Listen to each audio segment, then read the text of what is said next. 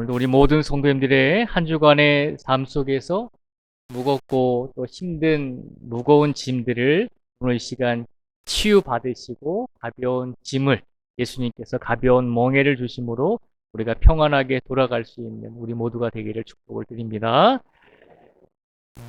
오늘 본문의 말씀은 사도 바울이 빌립보라고 하는 지역에서 전도를 하다가 일어났던 사건입니다. 사도 바울은 처음에는 복음을 아시아 지역에서만 복음을 전하려고 했습니다. 아시아 지역이라고 하는 것은 이스라엘 위로 가면은 지금도 보면 레바논이 있고 그다음에 시리아가 있고 그 위로 올라가면 아주 큰 과거에는 터키라고 했죠. 오늘날에는 뭐 투르키예, 티르키예라고 부르는데요. 이스라엘 맨 위에 보면은 올라가서 쭉 보면 과거에 부르던 터키라고 하는 큰 땅이 있었습니다. 사도 바울은 처음에는 예수님을 증거하기 위해서 터키 땅에서만 복음을 증거하려고 했습니다. 그런데 하나님께서 그것을 막으셨어요. 아시아에서 복음을 그만 전하고 이제는 유럽 땅으로 옮기라는 것입니다. 그러니까 터키 땅에서 바로 옆에 어느 나라가 붙어 있냐면 그리스라고 하는 나라가 붙어 있습니다.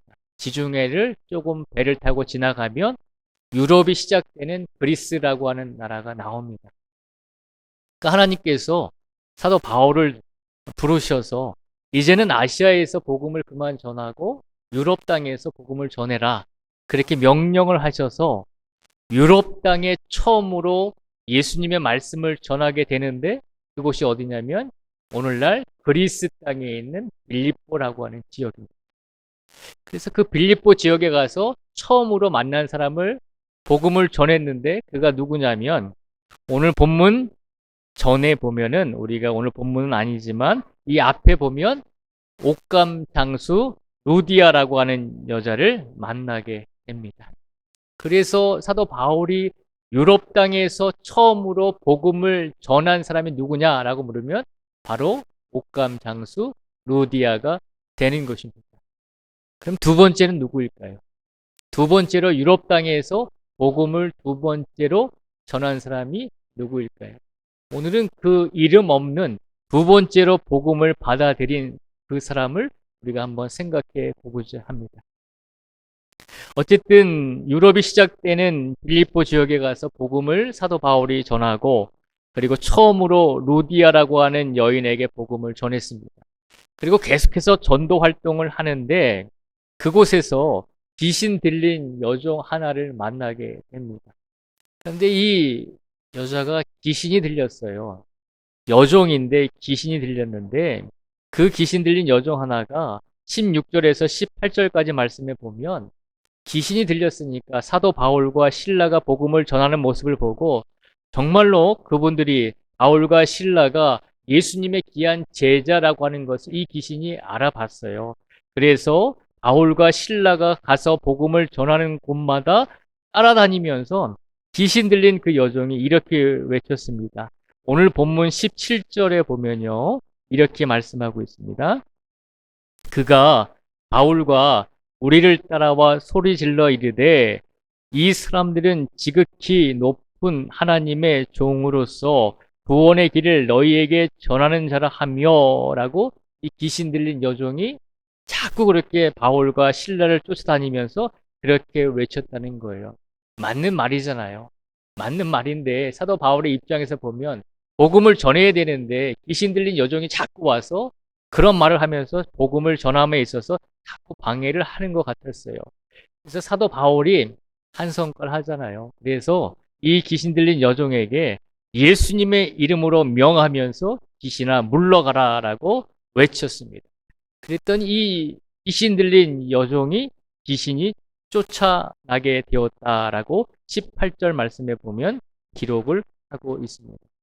근데 문제가 한 가지 생겼죠. 그 문제가 뭐냐면 이 귀신 들린 여종이 귀신 들린 것뿐만 아니라 귀신이 들려서 점을 치는 여인이었어요.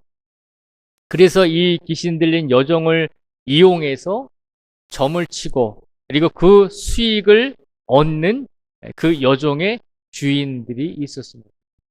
주인들의 입장에서 보니까 사도 바울과 실라가 이 빌립보 지역에 와서 예수님을 전하면서, 예수님을 전하는 것은 좋은데 자기들이 이 귀신 들린 여종을 통해서 점을 치면서 수입을 얻었는데 그것을 못하게끔 이 귀신 들린 여종을 고쳐 주었거든요. 그래서 이 주인들이 앙심을 품고 바울과 실라를 이제 고발하게 됩니다. 그래서 이제 고발하게 되고, 오늘 본문 19절에서 24절까지 말씀해 보면 감옥에 갇혀서 이제 고통을 당하고 또 고난을 당하고 어려운 가운데 모함을 받고 감옥에 갇히게 되는 것을 우리에게 보여주고 있습니다. 그런데 사도 바울과 실라가 감옥에 갇힌 후에 어떤 모습을 보였는지를 우리에게 한번 보여주고 있습니다. 바울과 실라가 예수 그리스도의 복음을 증거하다가 감옥에 갇혔습니다. 억울하게도 감옥에 갇힌 상태에 있습니다. 이렇게 억울한 일을 당했을 때 사도 바울과 실라는 하나님을 원망했을까요?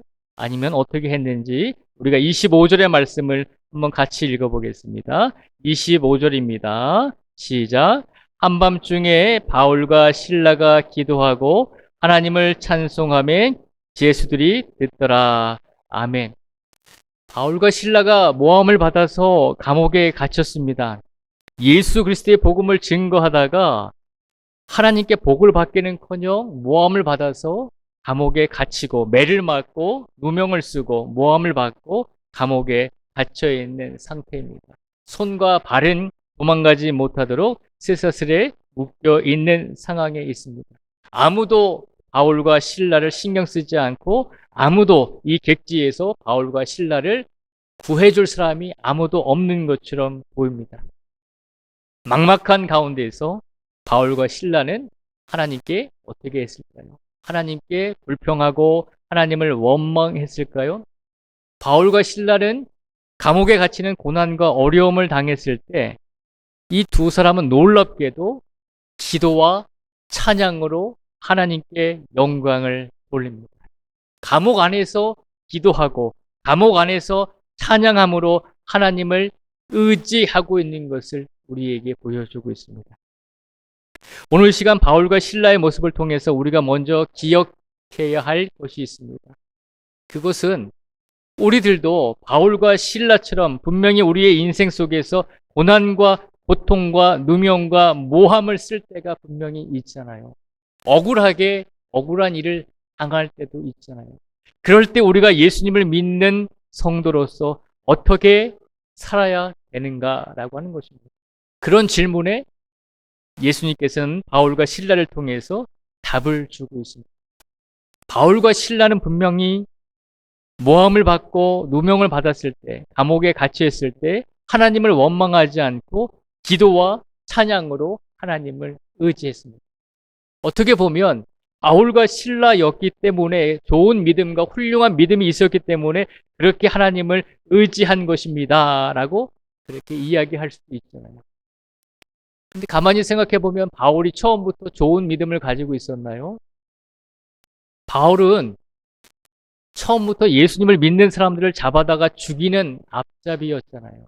바울이 처음부터 예수님을 잘 믿는 사람이 아니었잖아요.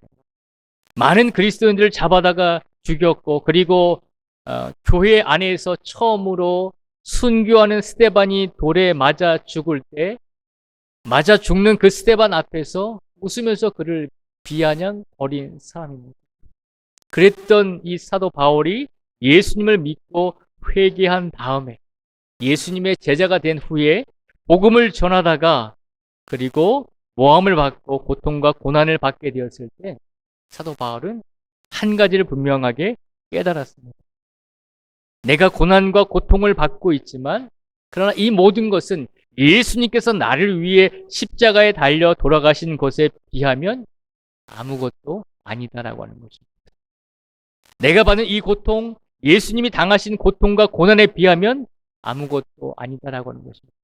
과거에 내가 돌로 때려서 죽게 만든 많은 그리스도인들에 비하면 이 고통은 아무것도 아니다라고 하는 것입니다. 그러면서 바울과 실라는 감옥에서 하나님을 원망하지 않고 하나님께 기도와 찬양으로 하나님을 의지했습니다.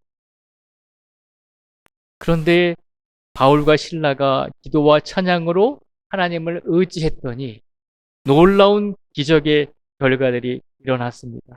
그 기적의 결과가 26절에서 34절까지의 말씀에 보면 나오고 있습니다. 바울과 실라가 감옥에 갇혀서 기도하고 찬양했더니 어떤 일이 일어났나요? 26절에 보면요.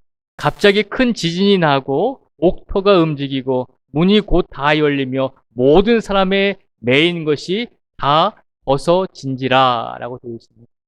감옥 안에서 기도하고 찬양했더니 하나님을 의지했더니 놀랍게도 하나님께서 지진이 일어나게 하여 주시고 감옥이 움직이게 하시고 감옥문이 다 열리게 하시고 모든 사람의 매인 쇠사슬이 다 벗어지게 하시는 놀라운 기적을 하나님께서 허락하여 주셨다는 것입니다. 그런 일들이 어떻게 일어났습니까? 가만히 있을 때 일어났나요? 하나님께 기도하고 찬양했더니 놀라운 은혜를 주셨다는 것입니다. 이것이 바울과 실라가 하나님께 받은 은혜의 결과인 것입니다. 중요한 것이 있습니다. 바울과 실라는 기도하고 찬양했더니 하나님의 은혜를 입었습니다. 그래서 모든 감옥의 문이 열리고 쇠사슬이 다 풀렸습니다. 바울과 실라의 입장에서 보면 하나님께 은혜를 받은 거잖아요. 그런데 그 반대의 경우도 있잖아요. 감옥을 지키던 간수가 자다가 깨어서 보니까 모든 감옥 문이 열리고 죄수들이 다 도망갔다라고 생각을 했습니다. 바울과 실라에게는 은혜였지만 하나님의 기적과 하나님의 능력이 바울과 실라에게는 은혜였지만 반대로 간수에게는 그것이 은혜가 아니었죠. 그래서 간수는 모든 죄수가 도망간 줄 알고 스스로 목숨을 끊으려고 합니다. 아마도 목숨을 스스로 끊지 않더라도 책임을 추궁당해서 결국은 참수형을 당하든지 사형을 당할 것이 뻔했기 때문입니다. 그래서 어쩔 수 없이 간수는 스스로 생명을 끊는 것을 선택을 하게 됩니다. 그래서 칼을 들고 자기 자신을 해치려고 할 때 그때 감옥 안에서 목소리가 들려오죠. 바울이 크게 외칩니다. 28절에 보면요. 바울이 크게 소리질러 이르되 내 몸을 상하지 말라. 우리가 다 여기 있노라 라고 사도 바울이 외칩니다. 사도 바울은 감옥에 갇혔을 때 억울한 일을 당했을 때 기도하고 찬양하면서 하나님께 의지했습니다. 그랬더니 하나님께서 고난을 당하고 있는 사도 바울에게 기적을 보여주셨습니다. 그런데 사도 바울과 실라는 도망가지 않았습니다. 왜 도망가지 않았을까요? 아마도 우리가 도망가면 우리를 지키고 있던 간수들이 처벌을 받게 될 것이고 또 그런 생명들이 또 벌을 받게 되기 때문에 아마도 사도 바울은 그 자리에 그대로 머물러 있었던 것 같습니다. 그래서 이 간수가 스스로 죽으려고 할 때 바울은 외치죠. 죽지 말라는 것입니다. 우리가 여기 있으니 내 몸을 상하게 하지 말라는 것입니다. 그 소리를 듣고 간수가 깜짝 놀라서 감옥 안으로 들어가서 바울과 실라와 죄수들이 있는 것을 보고 너무나 놀라서 바울에게 외치죠. 무슨 질문을 하나요? 30절의 말씀을 한번 같이 읽어보겠습니다. 30절의 말씀을 읽겠습니다. 시작. 그들을 데리고 나가 이르되 선생들이여 내가 어떻게 하여야 구원을 받으리이까 하거늘. 아멘. 내가 어떻게 하여야 구원을 받을 수 있겠습니까? 라고 하는 이 질문은 인간의 가장 근본적인 질문이죠. 내가 어떻게 하면 영생을 얻을 수 있겠습니까? 내가 어떻게 하면 구원을 받을 수 있겠습니까? 라고 하는 이 질문은 우리 안에서 늘 울려 나오는 근본적인 질문입니다. 예수님을 믿지 않던 이 간수도 바울과 실라가 기도했을 때 하나님의 능력이 나타났을 때 그리고 바울과 실라가 도망가지 않고 우리가 여기 있다라고 외쳤을 때 그는 깨달았습니다. 아, 이 바울과 실라는 정말 하나님의 자녀이며 하나님의 사람들이구나. 내가 이 사람들에게 그동안 내가 가지고 있었던 내가 인생 속에서 가장 근본적인 질문을 한 가지 해야 되겠다. 그것은 내가 어떻게 하면 구원을 받을 수 있겠습니까? 라고 하는 질문이었다는 거죠. 바울과 실라가 도망가지 않고 하나님을 원망하지 않고 기도하고 찬양했을 때 하나님께서는 그곳에 놀라운 기적을 보여주시고 그리고 그 사도 바울을 통해서 무엇을 이끌어주고 계신가요? 기도하고 찬양한 바울과 실라에게 은혜를 주실 뿐만 아니라 그 감옥을 지키고 있던 간수에게도 구원의 길을 열어주고 계신다는 거죠. 간수가 사도 바울과 실라에게 물었습니다. 내가 어떻게 하여야 구원을 받을 수 있겠습니까? 사도 바울이 이야기하죠. 31절에 보면 이르되 주 예수를 믿으라. 그리하면 너와 내 집이 구원을 받으리라 하고 라고 말씀을 합니다. 이 말씀을 듣고 어떤 결과가 일어났나요? 32절에 보면 주의 말씀을 그 사람과 그 집에 있는 모든 사람에게 전하더라 라고 되어 있습니다. 이 놀라운 구원의 역사가 누구로 인해 일어났습니까? 바울과 실라를 통해서 이 놀라운 구원의 역사가 일어났다는 것을 우리에게 보여주고 있습니다. 중요한 것이 있죠.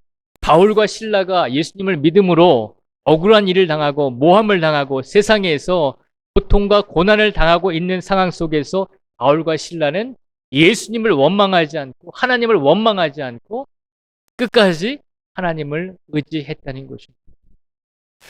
예수님을 믿는 우리 그리스도인들이 세상에서 고난을 당할 때, 어려움을 당할 때 우리가 그럴수록 더 예수님을 의지하고 예수님께 찬양하고 하나님께 기도해야 되는 이유가 무엇일까요?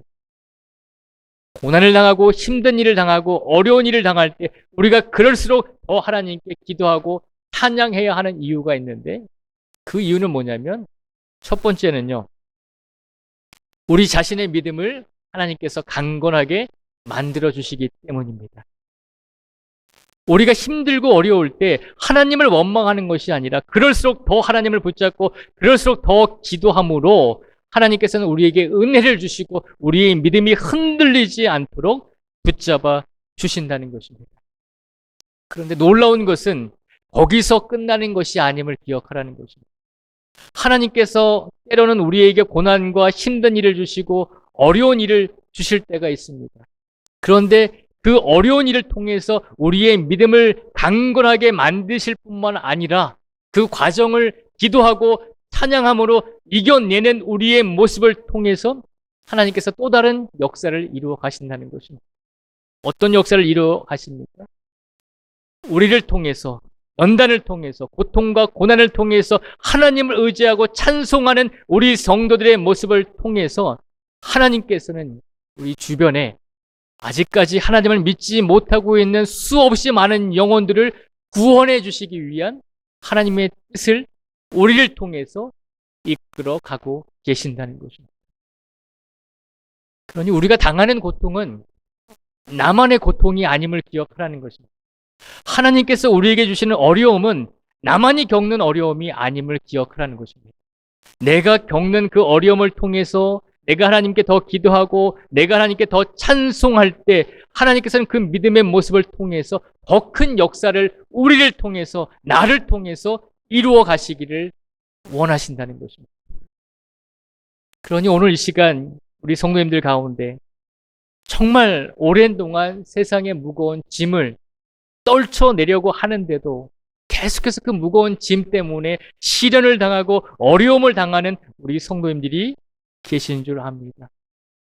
그런 상황 속에서 우리는 어떻게 해야 할까요? 그 상황 속에서 우리는 더 하나님께 기도하고 더 하나님을 의지하고 더 하나님을 찬송해야 한다는 것입니다. 왜냐하면 그 고난이 나한테만 주시는 고난이 아니라 그 고난을 통해서 나의 가족에게, 나의 이웃에게, 나의 직장 동료들에게 하나님이 살아계심을 전하기 위해서 우리를 사용하신다는 것입니다. 그것을 믿으시고 확신할 수 있는 우리 성도들이 되기를 간절히 바랍니다. 우리의 고난을 통해 우리의 믿음을 견고케 하실 뿐만 아니라 우리의 고난을 통해 하나님께서는 누군가가 구원받을 수 있도록 역사하시고 이끌어 주신다는 것입니다. 그렇다면 이제부터 우리가 우리에게 다가오는 고난과 어려움과 시련과 연단을 어떻게 바라보아야 합니까? 하나님 왜 또 이런 일을 주십니까? 하나님은 왜 이런 일을 나에게 또 주십니까? 그렇게 나 중심으로만 생각하지 말아야 된다는 것입니다. 나 중심으로만 생각하면 안 된다는 것입니다. 내가 어려움을 당하고 내가 고통을 당하고 내가 괴로움을 당할지라도 내 괴로움과 아픔을 통해서 하나님의 역사하심과 하나님의 섭리가 분명히 또 다른 계획이 있음을 기억하라는 것입니다. 사각형을 보면요, 정사각형을 보면 한쪽에서 보면 한쪽 면만 보이잖아요. 입체적인 정사각형을 보면 한쪽 면에만 보면 사각형만 보이잖아요. 그런데 그 정사각형을 전체적으로 360도 돌아보면 그 정사각형이 어떻게 생겼다는 것을 정확하게 알게 되잖아요. 우리의 인생 속에서 일어나는 일을 단면적으로 한 면만 보면서 살아가는 성도들은 하나님의 섭리하심을 깨닫지 못하고 살아갈 때가 많이 있다는 것입니다. 그래서 하나님을 원망하기도 하고 하나님을 떠나가서 살기도 한다는 것입니다. 그런데 우리의 신앙은 이제부터는 모든 면을 바라보아야 한다는 것입니다. 내가 고통을 당할 때 이 고통 이면에 하나님의 준비하신 뜻과 하나님의 준비하신 계획이 있음을 우리가 알고 깨달아야 한다는 것입니다. 때로는 나의 힘듦, 나의 고통, 나의 괴로움을 통하여 내 가족, 내 이웃, 내 자녀들이 변화될 수 있는 계기가 될 수 있다는 것입니다.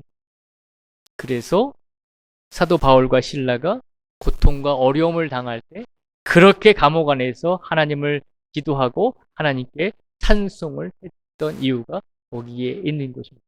내 고통과 내 어려움은 나에게만 온 것이 아니라 이 고통과 어려움을 통해서 하나님의 역사하심과 하나님의 섭리가 분명히 존재한다는 것을 사도 바울과 실라는 전체적으로 보고 확신했다는 것입니다. 그리고 그들이 생각한 대로 사도 바울과 실라의 고통과 고난을 통해서 누가 예수님을 믿게 되었죠? 이름은 알 수 없지만 감옥을 지키던 간수와 그의 가족들이 예수님을 믿게 되고 구원을 얻게 된 것입니다. 그러면 여기서 질문을 한 가지 더 드리겠습니다. 사도 바울이 유럽에서 복음을 전할 때 두 번째로 복음을 전파한, 복음을 받은 사람은 누구입니까? 첫 번째는 옥감 장수 루디아라고 말씀드렸습니다. 유럽에 복음을 전할 때 두 번째로 복음을 받게 된 사람이 누구냐면 오늘 본문에 나오는 이름 없는 간수인 것입니다. 우리는 늘 1등만 기억하려고 하잖아요. 1등 아니면 기억을 잘 못하잖아요. 유럽에서 복음을 처음 받은 사람은 루디아고요. 그리고 두 번째로 복음을 받은 사람은 이름 없는 이 간수임을 기억하라는 것입니다. 얼마나 놀라운 축복입니까? 유럽 땅에 예수 그리스도의 복음이 전해질 때 두 번째로 복음을 받아들였다는 것입니다. 이것이 얼마나 큰 축복입니까? 오늘 이 시간 그 복음이 어떻게 이루어졌습니까? 간수의 입장에서 생각해 보면, 복음을 받아들인 간수의 입장에서 생각해 보면 하나님께서 사도 바울을 아시아가 아니라 유럽에서 그리스라고 하는 나라에서 복음을 전파하게끔 하나님께서 강제적으로 이끌어 주셨습니다. 그리고 그 사도 바울이 복음을 전하다가 귀신 들린 여종을 고쳐줌으로 인해서 핍박을 받고 고난을 당했습니다. 감옥에 갇혔습니다. 그리고 사도 바울과 실라가 하나님을 원망하고 하나님께 불평했다면 이 간수에게는 복음이 전해지지 않았을 것입니다. 그런데 놀랍게도 사도 바울과 실라의 고통과 고난을 통해서 하나님께서는 이 간수에게 복음이 전해지도록 하나님께서 강권적으로 역사하시고 이끌어 주셨다는 것입니다. 간수의 입장에서 보면 이 놀라운 가정들이 하나님의 크신 은혜임을 고백할 수밖에 없습니다. 이 얼마나 놀라운 하나님의 크신 뜻입니까? 하나님께서 그냥 우연히 이 간수에게 예수 그리스도의 복음을 전하는 것이 아닙니다. 바울과 신라의 고통과 고난을 통해서 하나님께서는 이 유럽 땅에, 그리스라고 하는 그 땅에 예수 그리스도의 복음이 전해지기를 원하셨다는 거죠. 오늘 시간 우리가 예수님을 믿고 성도로서 삶을 살아가게 된 이유가 어디에 있습니까? 우리가 잘나서입니까? 내가 예수님께 나와서 내가 이렇게 좋은 그리스도인이 되었습니까? 아니다라고 하는 것입니다. 누군가를 통해서, 내가 아니라 누군가를 통해서, 혹은 누군가의 고난과 고통을 통해서 우리에게도 복음이 전해졌다는 사실을 기억하라는 것입니다. 얼마나 많은 우리 믿음의 조상들이 복음을 지키기 위해서 순교했습니다. 성경에 나오는 인물들뿐만 아니라 우리나라에 복음이 전해졌을 때 얼마나 많은 우리 믿음의 조상들이 순교당했습니다. 그분들의 고통과 고난이 있었기 때문에 우리에게 복음이 전해진 줄 믿습니다. 그러니 이제는 우리가 어떻게 해야 할까요? 우리가 고난당하고 우리가 고통당할 때, 우리가 어려움을 당할지라도 그 고난과 고통을 그대로만 보지 마시고 그 고난과 고통을 통해서 하나님께서 나를 사용하시려고 하는구나라고 하는 하나님의 크신 뜻이 있음을 깨닫는 우리 성도들이 되시기를 축복을 드립니다. 그 마음을 가지시고 이번 한 주간을 영적으로 분별력을 가지시고, 혹여 이번 한 주간의 삶 속에서 나에게 오는 어려움이 있다면 그 어려움을 통해서 하나님께서 분명하신 크신 뜻이 있다라고 하는 것을 기억하시고 하나님의 뜻이 무엇인지를 물으시고, 그리고 나의 고난과 나의 어려움을 통해서 나의 이웃들에게 복음이 전해지기를 원합니다라고 하는 그 간절한 마음으로 더 힘들고 어려울수록 하나님을 더 의지하시고, 그리고 더 기도하시고 하나님께 더 찬송하심으로 하나님의 영광을 드러낼 수 있는 삶을 살아내실 수 있는 우리 모든 성도들이 되시기를 주님의 이름으로 축복을 드립니다. 기도하겠습니다.